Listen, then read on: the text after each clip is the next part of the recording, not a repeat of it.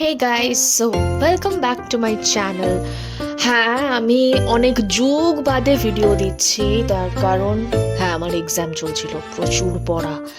Finally আজকে exam শেষ হয়েছে, so I thought of going to বউ ব্যারাক টুডে।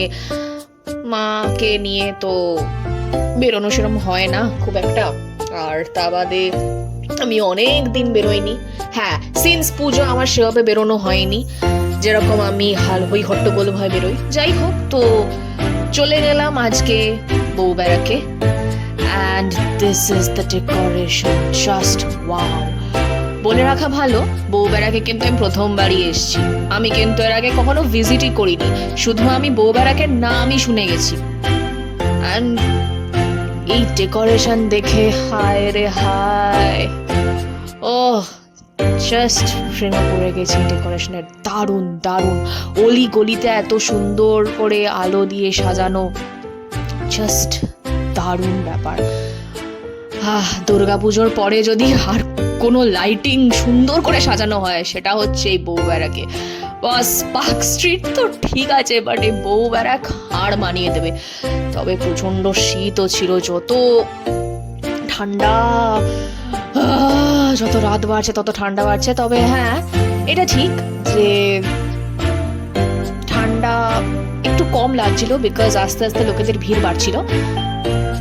তো যাই হোক, চলো ওখানে দেখি, প্রচুর স্টলস আছে। অ্যান্ড স্টলসের সাথে সাথে ডেকোরেশনস, লোকেদের ভিড় দেখতেই পাচ্ছ। হ্যাঁ, আমি একটু ল্যান্ডস্কেপ আর একটু পোর্ট্রেট করে ফেলেছি। তারপরে আমরা খেতে বসে গেলাম। আমরা দারুণ দারুণ সব খাবার। এখানকার মোমো ইজ ওয়াও, লাভলি খেতে।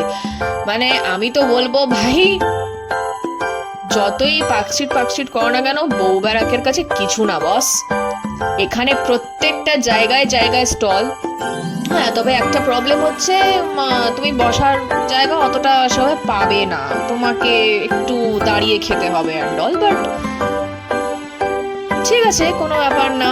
সো এই আমি একটু বকর বকর করতে করতে হাঁটতে হাঁটতে যাচ্ছি।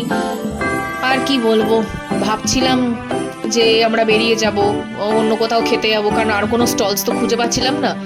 কি যে বকবক করছিলাম কে জানে, সাউন্ড অফ করে কি যে বকে গেছি, হোয়াটএভার। যাই হোক, দেখা যাক কতদূর আমরা হাঁটি। এবার ভাবলাম যে বেরিয়ে যাব, কিন্তু দেখলাম এই গলিটা বাকি আছে ঘোরা, সো ঢুকে পড়লাম এই ছোট্ট একটা গলি। আর এই ছোট্ট একটা গলিতে ভেতরে গিয়ে যা দেখলাম, ও লাভলি লাভলি। মানে এই জায়গাটা এত সুন্দর, খুব সুন্দর করে লাইট দিয়ে সাজানো। And you can see the decoration, Jesus ক্রাইস্টের এই ছবি, জাস্ট দারুণ। আমি পুরো মুগ্ধ হয়ে গেছি বলতে গেলে এই পুরো জায়গাটা ঘুরে। মানে ইট ওয়াজ দি বেস্ট আইডিয়া পরীক্ষার পর আসা। আর এই যে আমার মা। ফাইন, এইবার চলো হাঁটতে হাঁটতে যাই। ভাবলাম বেরিয়ে যাব, কিন্তু দেখলাম না, সে আর কপাল হলো কই।